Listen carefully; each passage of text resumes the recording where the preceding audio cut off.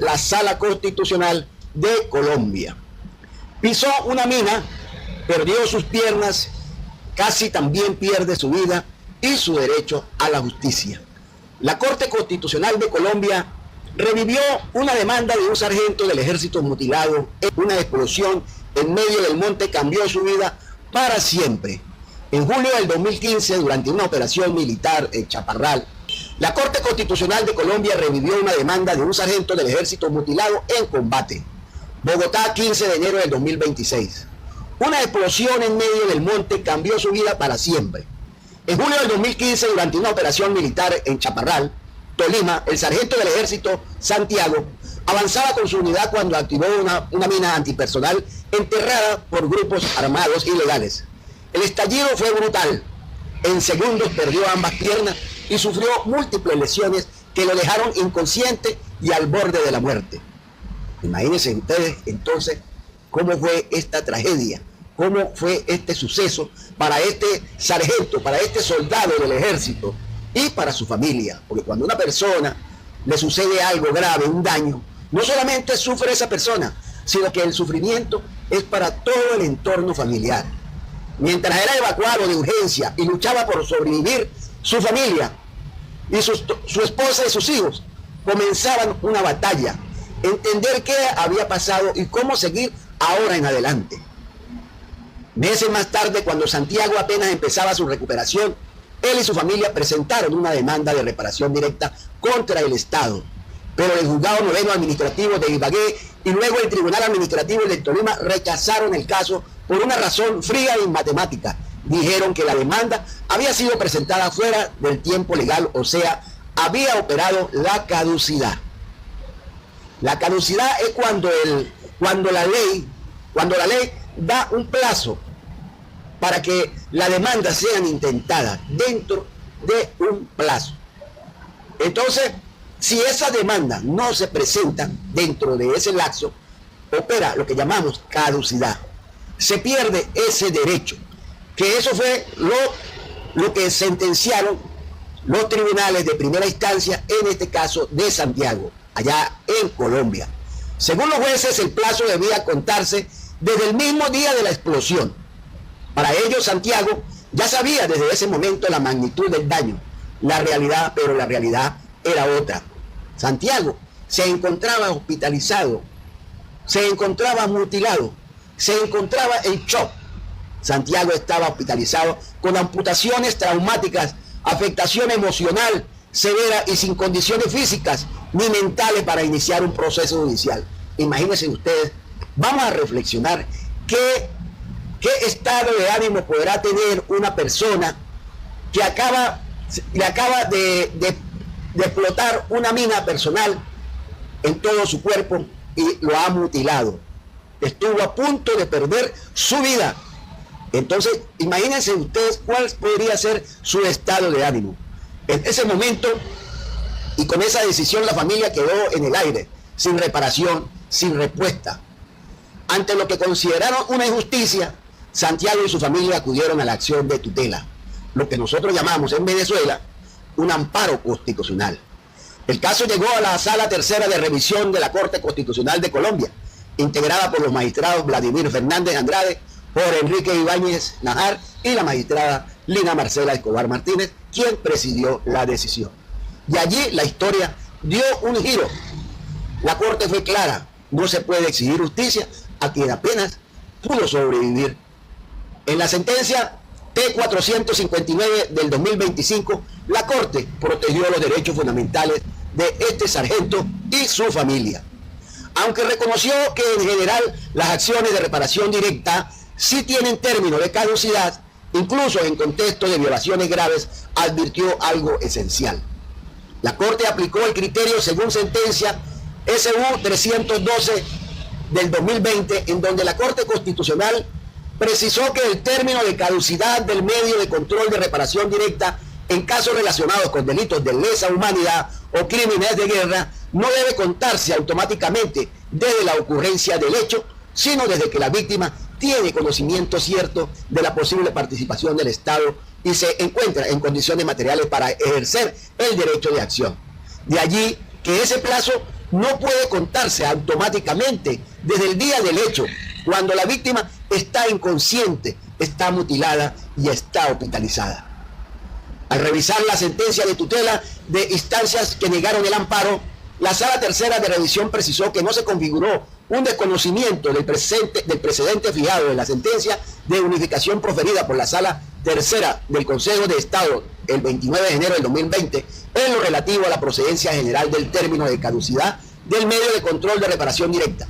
En ese sentido, concluyó que el tribunal partió de una comprensión correcta de la regla según la cual la caducidad resulta exigible incluso en contextos de graves violaciones a los derechos humanos, siempre que se respete el marco jurisprudencial que la modula. Asimismo, negó que el tribunal hubiera incurrido en una violación directa de la Constitución por falta de aplicación de los artículos 8 y 25 de la Convención Americana sobre Derechos Humanos. O sea, la Corte establece que efectivamente la caducidad existe y que la caducidad es legal, que la caducidad es constitucional y legalmente existente. No obstante lo anterior, la Sala estableció que el tribunal sí incurrió en un defecto por desconocimiento del precedente constitucional y contencioso administrativo relativo al cómputo del término de caducidad, al aplicar de manera rígida su inicio desde el día de la ocurrencia de los hechos, sin atender la regla jurisprudencial que exige valorar, por un lado, el momento en que la víctima adquiere un conocimiento cierto del daño y por el otro lado, las circunstancias objetivas que pueden impedir el ejercicio oportuno de la acción. Igualmente, la Sala acreditó un defecto fáctico por indebida valoración probatoria, al sobreestimarse que Santiago estuviera consciente tras la explosión, minimizar su estado de salud emocional y desatender la hospitalización de la víctima y el curso clínico que demostraba que la actitud real para demandar tan solo se consolidó con el alta médica del 6 de agosto del 2015. Finalmente encontró acreditado un defecto sustantivo, en tanto la decisión cuestionada aplicó de manera literal y aislada el Código de Procedimiento Administrativo y de lo contencioso administrativo, sin atender el precedente que modula la caducidad para no restringir desproporcionadamente el acceso a la justicia. Entonces, la Corte Constitucional lo que establece aquí, pues en primer lugar dice la Corte, efectivamente reconoce la Corte Constitucional de que sí existe la figura de la caducidad, pero que en estos casos de graves daños, como en este caso una explosión de una mina antipersonal, en ese momento no se puede, a partir de ese momento, empezar a correr ese lapso de caducidad, sino que el lapso de caducidad debe comenzar a correr a partir de que la persona tenga conocimiento real, a partir de que la persona ha salido de esa crisis, de ese shock, de ese momento sorpresivo, que está recuperado, y más se refiere la Corte a que esa víctima ha salido de baja médica, que ha salido de esa crisis emocional. Como resultado, la Corte ordenó al Tribunal Administrativo del Tolima emitir una nueva sentencia, esta vez teniendo en cuenta el estado físico y emocional del sargento, la hospitalización prolongada, el precedente constitucional, el derecho real al acceso a la justicia. La Corte recordó que en casos relacionados con crímenes de guerra, como el caso de minas antipersonales, el Estado no puede esconderse detrás de plazos rígidos cuando la víctima está incapacitada para actuar. La justicia, dijo implícitamente el fallo, no puede medirse con cronómetros mientras alguien pierde sus piernas y estuvo a punto de perder también su vida. Santiago no estaba en mora judicial. Santiago estaba en shock, estaba viviendo el duelo más profundo que puede experimentar un ser humano. El duelo por su propio cuerpo. Había perdido ambas piernas, estaba hospitalizado, sometido a cirugía, atravesando un dolor físico extremo y una devastación emocional silenciosa. ¿Cómo va a pensar en ese momento, reflexionando? ¿Cómo puede una persona en ese estado estar pensando en interponer una demanda ante los tribunales para que no le corra el lapso de caducidad? Esa persona en ese momento lo que está pensando, y su familia lo que está pensando, es en salvar, en recuperar su vida, en recuperar su estado anímico. Tiene su vida en peligro.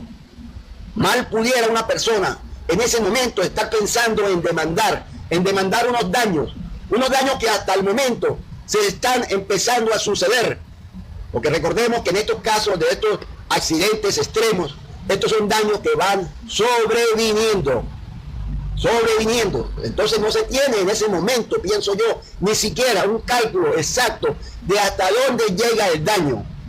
En ese momento, si bien es cierto, Santiago perdió sus dos piernas y tuvo además múltiples lesiones graves también, y estuvo a punto de perder su vida, entró en un shock emocional, fue trasladado a un hospital. Pero entonces el juez, en el momento que se interpone la demanda, el juez de primera instancia hace un análisis muy rígido de la ley y quiso pues establecer que ese lapso de caducidad debía computarse a partir del momento del accidente, hecho lo cual fue corregido por la Corte Constitucional de Colombia. Santiago, como se dijo, no estaba en mora judicial. Santiago estaba en un shock, estaba viviendo el duelo más profundo que puede experimentar un ser humano, el duelo por su propio cuerpo. Había perdido ambas piernas, estaba hospitalizado. ¿Sí? Su mente no estaba en modo jurídico, estaba en modo supervivencia, su conciencia fragmentada, su identidad quebrada. En ese estado ningún ser humano puede planificar demandas, calcular términos legales o pensar en responsabilidad del Estado.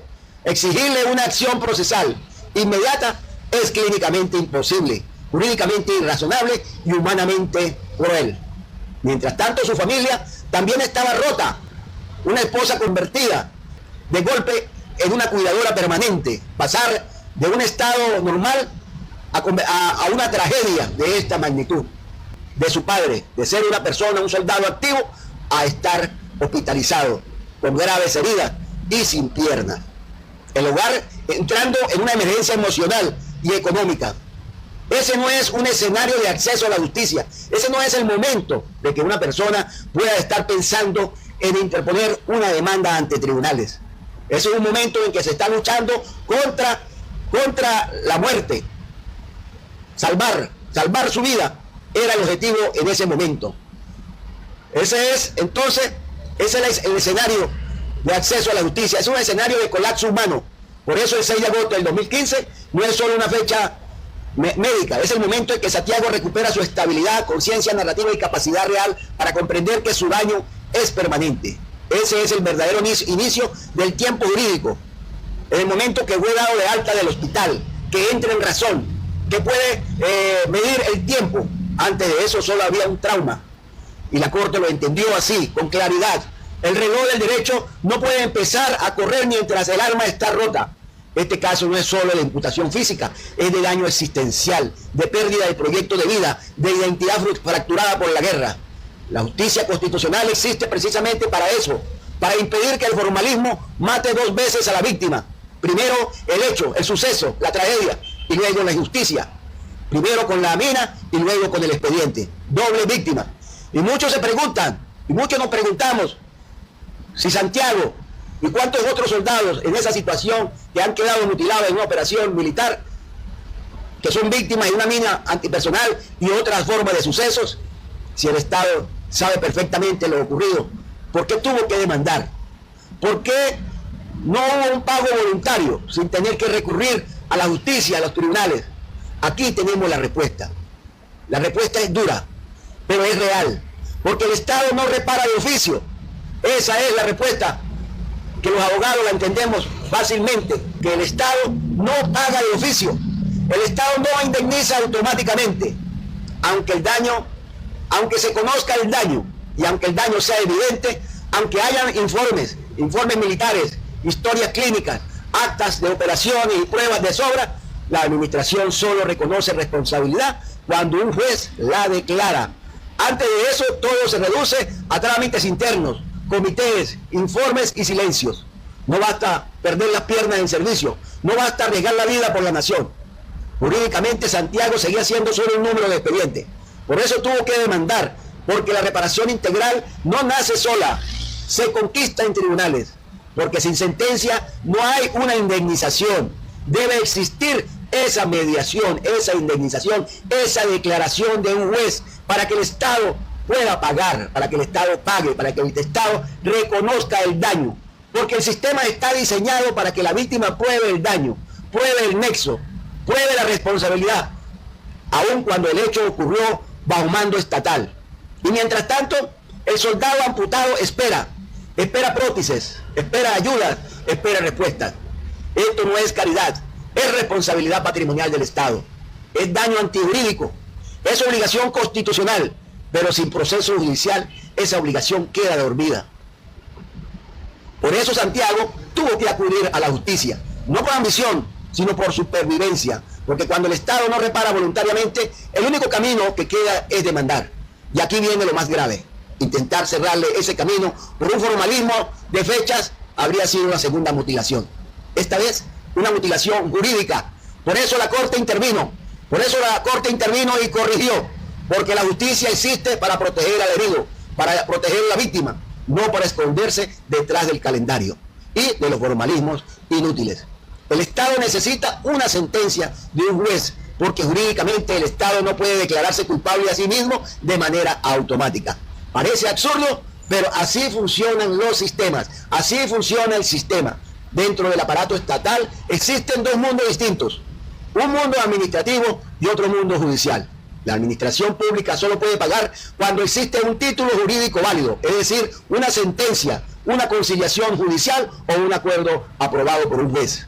Sin eso, cualquier funcionario que ordene un pago corre un riesgo penal, fiscal y disciplinario. Puede ser acusado de peculado, puede ser acusado de detrimento patrimonial, abuso de poder, responsabilidad fiscal ante la Contraloría.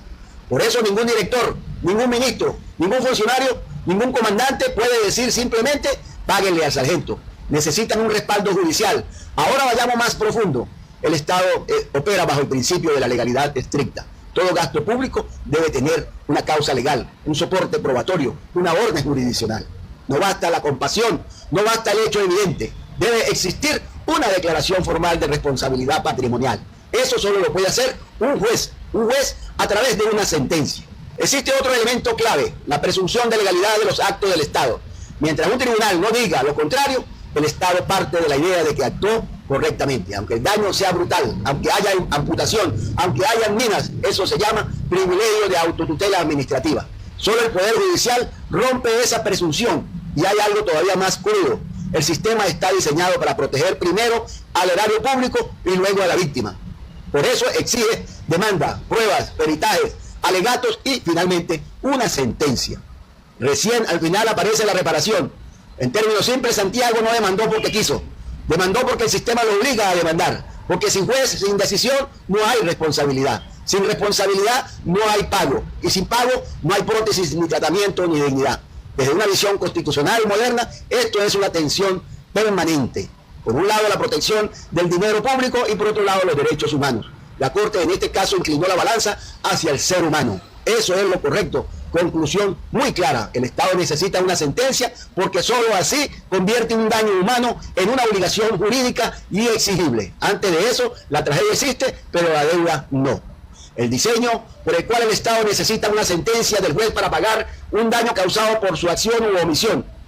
Esto está contemplado en el artículo 90 de la Carta Política de Colombia, la Constitución Política de Colombia. La base constitucional principal es el artículo 90, que consagra la responsabilidad patrimonial del Estado. El Estado reconocerá patrimonialmente por los daños antijurídicos que le sean imputables, causados por la acción u omisión de las autoridades públicas. Este artículo establece dos pilares fundamentales: deber de reparar cuando hay un daño antijurídico. La responsabilidad del Estado no surge automáticamente. Primero debe declararse, normalmente por un juez. Eso quiere decir que la Constitución obliga al Estado a responder, pero no describe el mecanismo de ejecución del pago. Eso le corresponde a la legislación y a la jurisprudencia. El Código de Procedimientos Administrativos y de lo Contencioso Administrativo, la Ley 1437 del 2011, el Código de lo Contencioso Administrativo, regula cómo se ejerce ese derecho en juicio. El artículo 140 establece que la acción de reparación directa es el medio judicial para demandar la reparación del daño antijurídico causado por la administración pública. El artículo 164, numeral 2i, impone un término de 2 años de caducidad para presentar esa demanda, contados desde el conocimiento del daño o de la ocurrencia del hecho.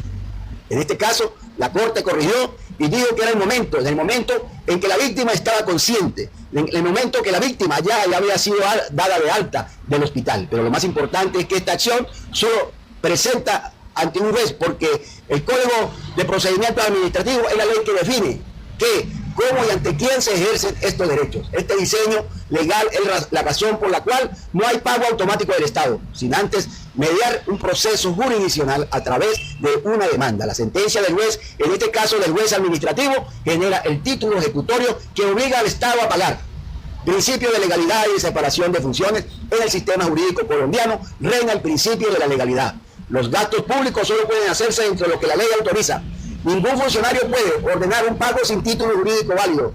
La sentencia judicial es el título porque declara el daño, su imputación al Estado y el monto indemnizable. Este principio también protege al funcionario de sanciones penales o fiscales si ordenan pagos sin título. Ese diseño también está implícito en la jurisprudencia del Consejo de Estado y de la Corte Constitucional, que han reiterado que la responsabilidad patrimonial no puede surgir de forma unilateral por parte de la Administración sin intervención judicial.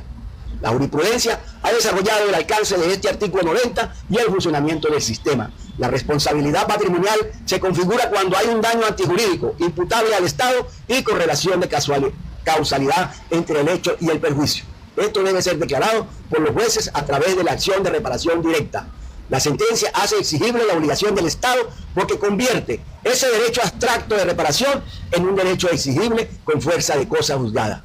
En efecto, hasta que un juez no declara válida esa reclamación y fija la indemnización, el Estado no tiene un título para pagar. En el caso de Santiago, la Corte Constitucional de Colombia corrigió la interpretación rígida al considerar que el plazo de caducidad no debe contarse automáticamente desde el día que ocurrió el hecho cuando existen circunstancias objetivas como la hospitalización, la gravedad del daño causado y la falta de capacidad material real para acceder a la justicia, que impidieron ejercer la acción dentro del término. De acuerdo con esta interpretación, la demanda de Santiago sí fue presentada en tiempo si el cómputo se inicia desde el momento en que él pudo tener conocimiento cierto del daño, entró en conciencia y en la realidad y capacidad efectiva para actuar, que es este caso fue cuando recibió el alta médica el 6 de agosto del 2015. En resumen, Santiago presentó su demanda dentro del lapso correspondiente. Inicialmente se consideró extemporánea porque los jueces ordinarios interpretaron que los 2 años habían empezado a correr desde el día del accidente. Pero la Corte Constitucional corrigió eso y explicó que, con base en la jurisprudencia constitucional y contenciosa administrativa, el plazo debe ajustarse a las circunstancias reales de conocimiento y capacidad de la víctima. La Corte Constitucional aplicó el criterio según la sentencia SU 312 del 2020. Es decir, ya existe un precedente en donde la Corte Constitucional precisó que el término de caducidad del medio de control de reparación directa en casos relacionados con delitos de lesa humanidad o crímenes de guerra no deben contarse automáticamente desde la ocurrencia del hecho, sino desde que la víctima tiene conocimiento cierto de la posible participación del Estado y se encuentra en condiciones materiales para ejercer ese derecho de acción. De allí que ese plazo no puede contarse automáticamente desde el día del hecho, cuando la víctima está inconsciente, mutilada, hospitalizada. Imagínense ustedes, cuando la víctima queda en coma. ¿Cómo puede una persona que se encuentra en coma, entonces de manera directa, tener acceso a la justicia? Entonces, la decisión de la Corte Constitucional fue acertada. Dijo la Corte entonces de allí que ese plazo no puede contarse automáticamente desde el día del hecho cuando la víctima está inconsciente, mutilada o hospitalizada, sino que se debe tomar en cuenta a partir de que esa víctima ha sido dada de alta del hospital, donde ya entró en sí, donde está ya consciente de cuáles son sus derechos y cuáles son sus obligaciones y a qué debe atenerse en lo adelante. Bueno, para todos, gracias por estar acá, gracias por seguirme y los espero más adelante en otro contenido.